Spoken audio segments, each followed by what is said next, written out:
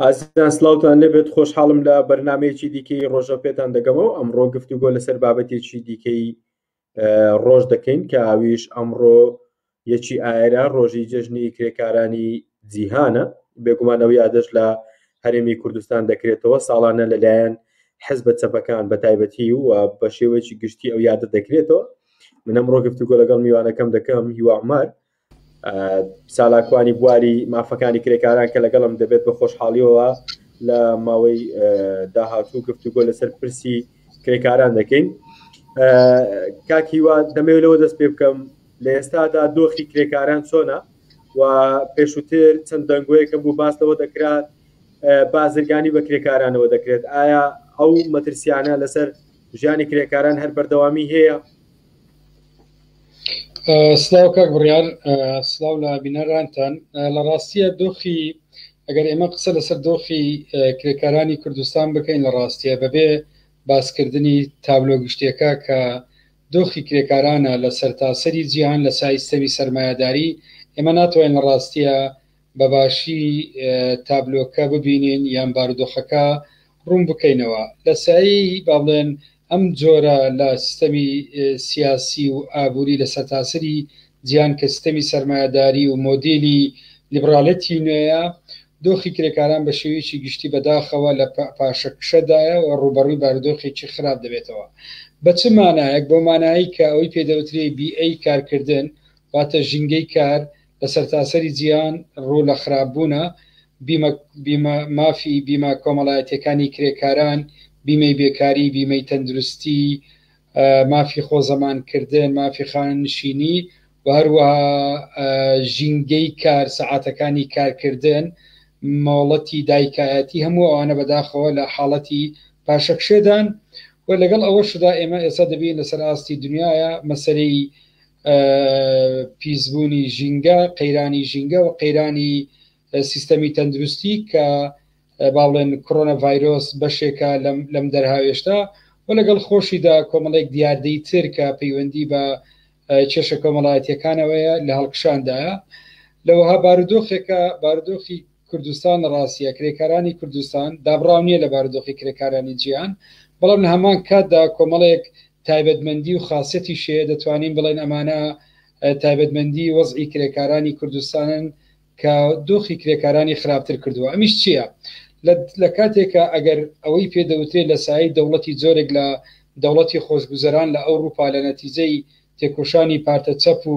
سندیکاکانی کرێکاران بەدەست بێ، واتە مافەکانی کرێکاران لە مەسلەی بیمەی بێکاری، لە مەسلەی سەعاتی کار، ڕاگررتنی شکۆی ئینسان و هەروەها باشکردنی ژینگەی کارکردن، بیمە کۆمەڵایەتیەکان، هەموو ئەوانە بەدەست بێ. بەڵام بەداخەوە لە ڕۆژهەڵاتی ناوەڕاست و لە وڵاتانی دواکەوتوو، وڵاتانی پاشکۆ، ئەم بارودۆخە بۆ کرێکاران چەند قات خراپترە. ئەگەر نیلیبرالیزم کاریگەری بە جۆرێک لەسەر کرێکارانی ئەوروپا و ئەمریکا کردوێ، لە کوردستان لە ڕاستیە بە چەند قاتێکە. بە چه مانایە کاک بڕیار؟ بەو مانایی کە لە کاتێکە کە حکوومەت لە وڵاتانی تر ڕۆلی لە ژیانی ئیجتیماعی، ژیانی جڤاچی، مەسئولەی کۆمەڵایەتی نامێنێ، بەڵام لەو کاتەدا کۆمەڵێک بیمە و با بڵێن مافی کرێکارانەیە ئەوەی پێدەوترێت سۆسیال و بیمە کۆمەڵایەتیەکان، ئەمە جۆرێک لە هاوسەنگێکی ڕاگرتۆ یان هیچ نەبێ دۆخی کرێکارانی لە ئاستێکی لە ئاستێکە ڕاگرتۆ. لە کوردستانە سەر ڕاوی حکوومەت سەبر باز و سەرانە و بەرپرسیارەتی کۆمەڵایەتی ناهێڵێ و موچە کەمەکاتەوە و بێکاریەکی بربڵاوەیە. کرێکاران بەداخەوە بە شێوەیەکی گشتی بەشی زۆری کرێکارانی کوردستان لە دەرەوەی یاسای خانشین و دەستەوەری کۆمەڵایەتی مافی زەمانیان بۆ دابین نەکراوە، واتە مافی بیمە کۆمەڵایەتیەکان، و هەروە لە ژینگەیەکی کاری زۆر خراپ دەژین. بەداخەوە بەپی دوایین داتا بەشی زۆری ئەوانی کە چاوپێکەوتن و لێخان لەگەڵ کراوە پێمان دەڵێن کە بە تایبەتی بۆ کرێکارانی مینە هەراسانکردنی سێکسی و درێژی سێکسی لە کەرتی تایبەت لە ئاستێکی هەڵکشاندایە. بێگومان ئەمە قسەکردنە لەسەر کرێکارانی کەرتی تایبەت و کرێکارانی کەرتی گشتیش کە فەرمانبەران دەگرێتەوە. دەبین ئێستا لە چ بارودۆخێکدان حکوومەت سەرڕای پلە بەرزکردنەوە و هەروەها لێبڕینی سەدا 20 و شتێکی کردووە لە ماوەی چەند ساڵی ڕابردوو. چەندین موچەی فەرمانبەرانیش بە ناوی پاشەکەوتی ئیزباری شەکەوت کردووە ئەم مافی لە کرێکاران زەوت کردووە و ئەمە بارودۆخی کرێکارانە کە ئەو کاتە لەگەڵ کۆمەڵێک کێشەی تر کە پەیوەندی بە بارودۆخی کوردستانەوەیە کە پەیوەندی بە نەبوونی خەدەمات و نەبوونی ئازادیەکان و بابەتی هاوشێوە. زۆر باشە کاکی وا لە هەرێمی کوردستان کۆمەڵێک سندیکای تایبەت بە کرێکاران هەیە و کۆمەڵک ڕێکخراوی تایبەت بە کرێکاران هەیە. ئایا ئەو سندیکایانە توانیویانە ئەو ئەرکەی لەسەر شانیانەکە پاراستنی مافەکانی کرێکارانە یاخود خزمەتکردنی کرێکارانە ئایا بەڕاستی توانیویانە ئەو خزمەتە بە کرێکاران بکەن؟ پرسیارێکی گرینگە لە ڕاستیە سندیکای کرێکاران نەیتوانیوە ئەوانەی جەنابەت باست کرد ئەمانە ئەنجام بداتن. ئەویش هۆکاریە ینی ڕەنگە سوال بێتە پێش کە بۆچی سندیکای کرێکارانی کوردستان لە کاتێکە ئێمە لە ماوەی چەند ساڵی ڕابردوو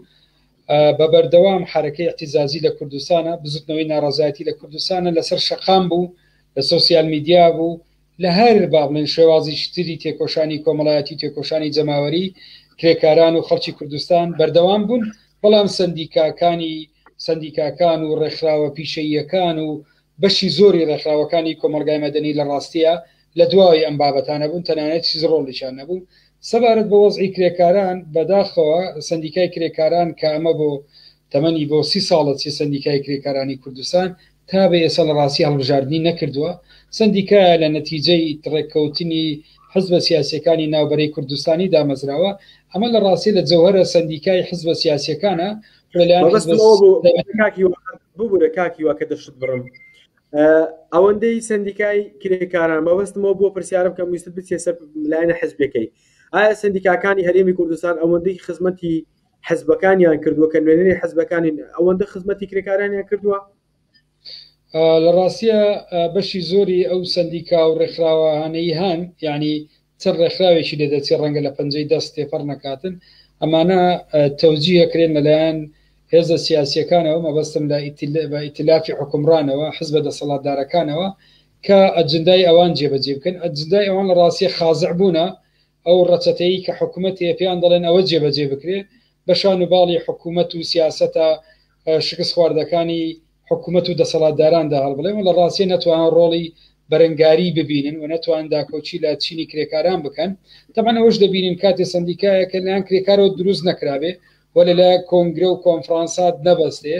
چەند کەسێک بە بڕیاری حزبی لەوێ بێگومان ناکرێت چاوەڕێی ئەوەی لێ بکە ئەمە داکۆچی لە کرێکار بکە. سندیکایەک بە ئەمری حزب دروستەبێ و بێگومان هەر ڕۆڵی ئەوش دەبینی کە داکۆچی لە هێزە دەسەڵاتدارەکان بکە. زۆر باشە کاکی وە ژمارەیەک حزبی چەپ هەنە لە کوردستان زۆر جار گلەیی ئەوە دەکرێت لە حزبە چەپەکان تەنها لە ڕۆژیەکی ئایار کرێکارانیان بیردێتەوە لە کاتێکدا کە هەڵگری ئاڵای چینی کرێکاران لە دەستی چەپەکانە بێگومان لە تەواوی جیهان و هەرێمی کوردستانیش. ئایا حزبە چەپەکانیش توانیویانە لە ڕێگای ئەو کەسانە بنمونە کەسیان هەیە لە نێو حکوومەت لە نێو پەرلەمان توانیویانە خزمەتێکی بچووک بە کرێکار بکەن؟ بەداخەوە یعنی ئێمە با بڵێن وەزعی کرێکاران لە دۆخێکایە کە من پێم وایە بە تایبەتی بابەتی خۆڕێک نەخستنی کرێکاران نەبوونی سندیکایەکی ئەکتیڤ ئەمە ڕاستە خۆ تەنانەت کاری ینی ڕنگدانەوەی داوەتەوە لەسەر ئەو لایەنە سیاسیانەی کە بەڵێن شوناسی سیاسی و ئابوووریان شوناسێکی چەپەوە شوناسێکی تەبەقی چینایەتی چینی کرێکاریەیە.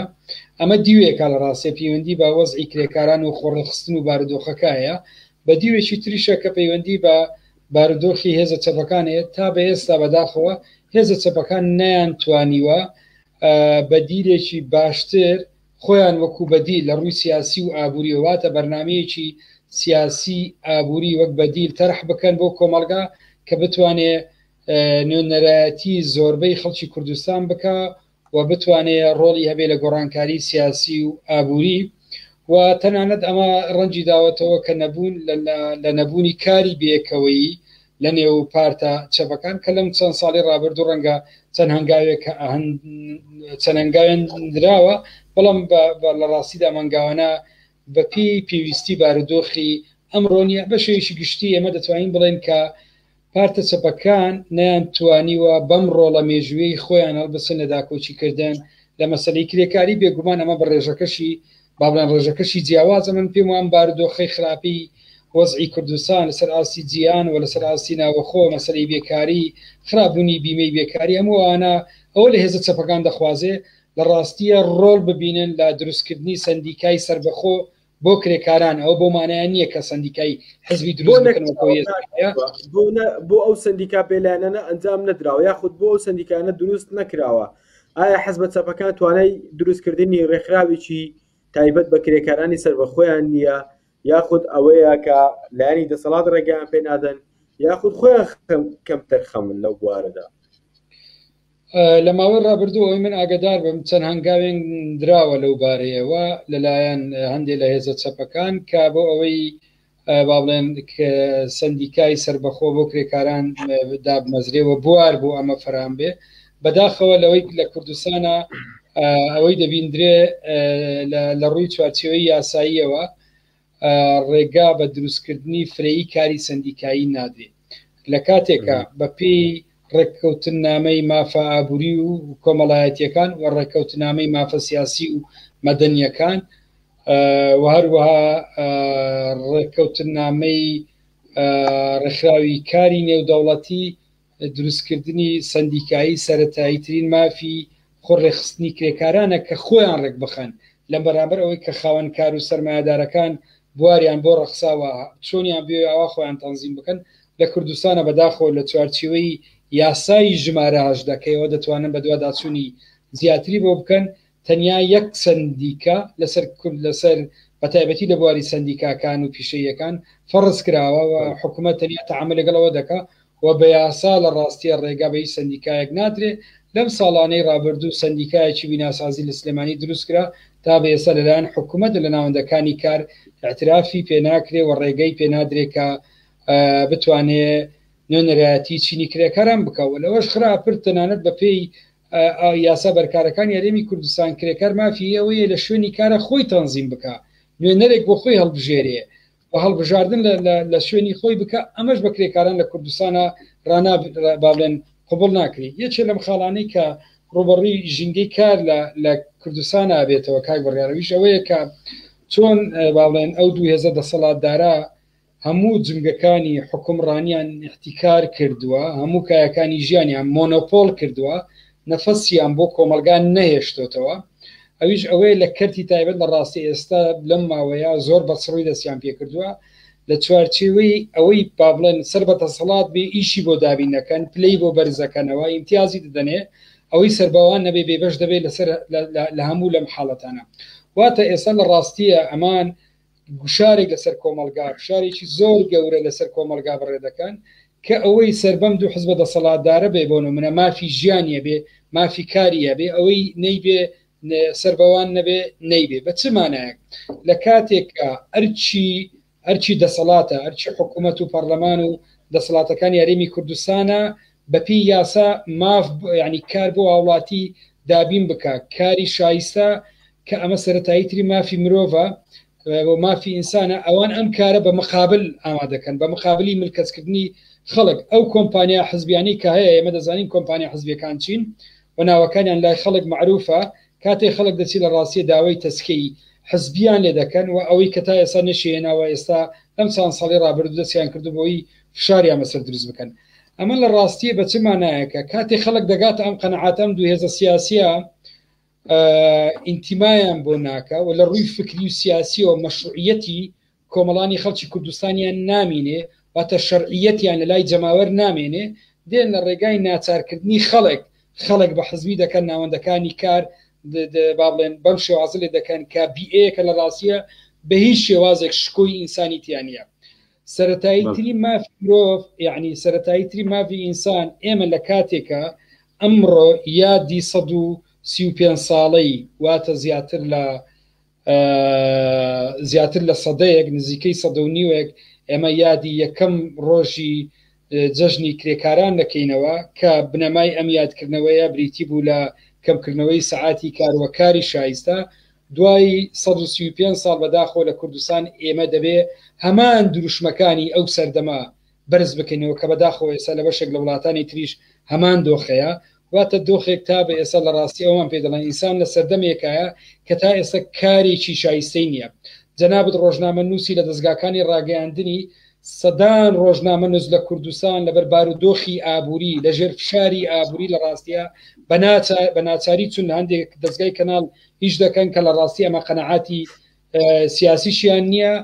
و بە جۆرێک لە جۆرەکان کڕین و فرۆشتن بە ڕۆژنامە نووسان نەکرێ. مەبەست ئەوەیە کاکیوە، مەبەست ئەوەیە ینی جگەلەوەی کە چۆتە سەر ڕۆژنامە نووسان، ینی پێت وایە ئێستاش بازرگانی بە کرێکاران دەکرێت لە هەرێمی کوردستان؟ ئەگەر لەبارەی ینی مەسەلەی بازرگانی بێ و هەم مەسەلەی بازرگانی و هەم جۆرێک لە ئێستا لە ڕاستی بەپی بە دووەداچوونەکانی ئێمە لە ڕێگای هاوڕێیانمان لە سندیکاکان و لە لیژانەکانی کرێکارانی بیانی لە کوردستان بەداخەوە مامەڵەی هاوشێوەی کۆلایەتی تازەیان پێ دەکرێت بە تایبەتی کرێکارانی بیانی. یەک خاڵی ئەوەیە لە ڕاستی من دەتوانین بڵێن کرێکارانی هاتوو نەک کرێکارانی بیانی. خاڵ یەکەم ئەوەیە کەم کرێکارانە یاسایەک نیە کرێکارانی هاتوو مافەکانیان دابین بکە. چەند ڕێنماییەک لەلایەن وەزارەتی کارەوە دەرچوو ئەم ڕێنماییانە باوکاری لەگە وەزارەتی ناوەخۆ بە قەت ئەوەی کە ئەرێک بەسەر کرێکاری هاتوو فەرزەکە مافەکانیان دابین ناکاتن. بەشی زۆری ئەم کرێکارانە پاسەپۆرتیان لێ دەسەندرێتەوە لە ماڵەوە وەکو کۆی لە ماڵیان لەگەر دەکرێت، تەلەفۆنیان لێ وەردەگیرێتەوە و لەلایەن کۆمپانیەکانەوە بە چەندین دەست دەفرۆشرێن. واتە ئەم کرێکارە بۆ نمونە ئەگەر مانگانە بە $200 ئیش بکاتن دەبی بەشی زۆری لەم پارەیە $100 بداتن بە بەو شوێنانەی ترکە کڕین و فرۆشتنیان پێکردووە کە ئەمانە لە دەرەوەی هەست بەشی زۆریشان نایاسایی دێنا هەرێمی کوردستان لە دەرەوەی یاسا و هەندێک لە کرێکارەکان لە ڕاستی گیان لە دەستدەن تەنانەت تەرمەکانیشیان دیار نییە بەپی هەندێک لە بەدوواداچوونەکان. هەموو مامەڵەی کۆلایەتی نەبێت چییە؟ بەشی دووەم ئەوەیە کە سەبارەت بە کرێکارانی با بڵێن کەرتی تایبەت بەداخەوە لە کوردستان ئێمە خاڵێکە گرینگە ڕۆژنامە نووسان تەرکیزی بخەنە سەر کە من زۆرجار لە ڕاستیە باسەکەم بەشی زۆری دەستگای ئەعلامیەکان لە ئاستی سەطحیە و لە ئاستی گوتارێک کە با بڵێن مامەڵەیە کە تێپەڕ ناکە لە دەرچوون لە ڕەچەتەی لیبراڵەتی نوێ بە دوواداچوون بۆ مافە ئابووری و کۆمەڵایەتیەکان ناکەن. تۆ سەیری پێ کاک بڕیار ئەگەر ڕۆژنامە نووسێک ڕوبەڕووی ئینتیهاک ببێتەوە زۆرترین دەستگاکانی ڕاگەیاندن دێنە سەرخەت و ڕۆژنامە نووسان و قونسوڵخانە وڵاتانی دەوروبەر بەیاننامەی لەسەر دەرەکە. تەنیا تا ئێستا لە ڕاستی ئاخر داتامان لەسەر نییە، بەڵام دەیەها کرێکار لەم ساڵ بەهۆی خراپی شوێنی کارەوە بۆی کەم تەرخەمی خاوەن کارەوە گیانی لەدەستداوە، زامدار بووە و لە کارەکەی دەرکراوە، پێشلکاری بەرامبەر کراوە، دەستدرێژی سێکسی بەرامبەر کراوە، تووشی ڕوبەڕووی هەراسانکردنی سێکسی بۆتەوە، شکۆی پێشرکراوە نابێتە سەردێڕی بەشی زۆری کەناڵەکانی ئێستا لە کوردستانە. ئەمە بەشێکە لە مافە ئابووری کۆمەڵایەتیەکان بەپێی ڕێککەوتنامە جیهانیەکان حقوقی اقتصادی و اجتماعی جیاواز نیە لە حقوقی سیاسی و مەدەنی. بەبەستم لە چییە؟ ئەوەی لە کوردستانە کەرتی تایبەت ئەگەر ئێوە پێتان وابێ لە کوردستانە ژینگەی کاری ڕۆژنامە نووسی ژینگەیەکی خراپ بێ، بەڵام ژینگەی کەرتی تایبەتی کرێکاران دەقات لە ڕاستیە لەوە خراپترە و ژینگەیەکە لە ڕاستی ڕێک نەخراوە. ژینگەیەکە کەرتی تایبەت لە کوردستانە کەرتی خاوەنکە وەکو باڵێن وەکو دەرەبەجێک وەکو ئاغایەک چۆنی بێ ئەوە مامەڵە لەگەڵ کرێکارانەکاتن. بۆیە بەشی زۆری ئەو هینانەی کراوە باس دەوە دەکەن کە لە بارودۆخێکی زۆر خراپی ژینگەی کارەوان کار دەکەن، بەڵام ناچاریشن بەم جۆرە لە ڕاستیە کار بکەن. زۆر باشە کاکیوە لە هەموو وڵاتان بیمە هەیە، بیمەی ینی ئەو کرێکارانەی کە کار دەکەن بیمەیەکیان هەیە. ئایا لە هەرێمی کوردستان ئەو دوایین پرسیارم دەبێت ئایا لە هەرێمی کوردستان کار بە بیمەی دەکرێت یاخود نا؟ لە ڕاستیە یەکێ لەو بابەتانەی کە زۆر گرینگە ئێمە بەپێی یاسای خانشین دەسەبەری کۆمەڵایەتی مافی بەشێک لە بیمەکان بۆ کرێکاران دابین کراوە و کرێکاران دەبی خۆیان زەمان بکەن بەپی بە دوواداچوونەکانی ئێمە واتە ئەوەی لە تێکستەکەی شتێکە ئەوەی لە ئەرزی واقع شتێکە دەبێ ئەمە تەبعاً ئیجباری هەموو کرێکارێک چۆن لە یاسای ڕاژەی فەرمانبەرانەیە دەبی لە یاسای خانشین دەسەبەری کۆمەڵایەتیش ملزەمە ئەو کرێکارە خۆی زەمان بکاتن. بەشی زۆری خاوەنکارەکان سەدا 70-80 کرێکاران زەمان ناکەن، کرێکاران مافی خانشینیان نییە و مافی بیمەی بێکاری و مافی بیمەی تەندروستیان نییە. یەکێ لەم خاڵانەی کە ئەم دروشمەی ئەم ساڵ کرێکاران بەرزیان کردەوە لە سەرتاسەری کوردستان ئەویش ئەوە بوو پێویستە لایانی کەمی کرێ لە کوردستان دیاری بکرێت کە کەمتر نەبێت لە 700,000 دیناری عێراقی بەو مانایە هیچ خاوەن کارێک ناوی کار بە کرێکاران بکە لەم پارەیە کەمتر بۆ ئەوی مامەڵەی هاوشێوی کۆلایەتی بە کرێکاران نەکرێ واتە هەندێک جار کرێکار بە $100 بە $200 مانگانە ڕۆژێ 8 سعات 10 سعات بە $300 کاری پێ دەکرێت ئەمە لە ڕاستیە بەشی هاتوو چۆکەشی ناکە کرێکارانی هاتووش بەکار دەهێنێن وەکو قامچیەک لەبەروی بەشی زۆری کرێکارانی ڕۆژهەڵاتی کوردستان هاتوون لە ڕاستیە یعنی 10 کەسیان لە یەک ژوورێکە ئەخەون بۆی ڕبوون منە ژووری ئەو هوتێلەی گرتویان ڕۆژی بە 3,000-4,000 دەربچی چەندین کەس لە تەک یەک ئەخەون یعنی کە ئەمە زۆر یعنی لە دۆخێکی زۆر تایبەتە دێن لە بەرامبەر ئەوە چی بکەن بۆی کەمترین مەساروفیان نەبێ بۆی بە کەمترین پارە ئیش بکەن هەندێک جار وا تەسەوڕەکرێ کە کێشەی کرێکارانی کوردستان پەیوەندی بە کرێکارانی هاتووەیە لە ڕاستی ئەمە ڕاست نییە ئەمە عەقڵەتێکی شۆڤینیە کێشەی کرێکارانی کوردستان پەیوەندی بە شێوازی حکومڕانی هەرێمی کوردستان و مۆدێلی حکومڕانی و سیستەمی سەرمایه‌داری و ئەم ڕەچەتەنی و لیبرالیزمەیە کە بەسەر خەڵکی کوردستانە دابەشێکن بۆیە داوای سەرەکی ئەم ساڵی کرێکاران بریتی بوو لە دیاریکردنی لایانی کەمی کرێکە لە 700,000 دینار کەمتر نەبێ و هەروەها مەسەلەی مافەکانی فەرمانبەران کە ڕاگررتنی پلە بەرزکردنەوە لە دەرەوەی هەموو یاسایەک ڕاگیراوە و دابینکردنی موچە لە کاتی خۆی بەبێ لێبڕین و هەموارکردنەوەی یاساکان و بەشداریکردنی کرێکاران لەو یاسایانە و هەروەها دابینکردنی مافی کرێکارانی مێینا لە مەسەلەی مافی دایکایەتی و مۆڵەتی دایکایەتی کۆمەڵی بابەتی تر کە پەیوەندی بە حقوق اقتصادی و اجتماعی کرێکارانی کوردستانەوە بوو. زۆر سپاس بۆ هیوا عومەر چالاکوانی بواری کرێکاران کە لە ماوەی ڕابردوو لەگەڵم بووی زۆر سپاس بۆ دەرفەتەی کە بە ئێمەدا ئازیزان تا بە گەیشتنەوەیکی دیکەی بەرنامەی ڕۆژۆ پێتان دەکەمەوە هەر شاد بن.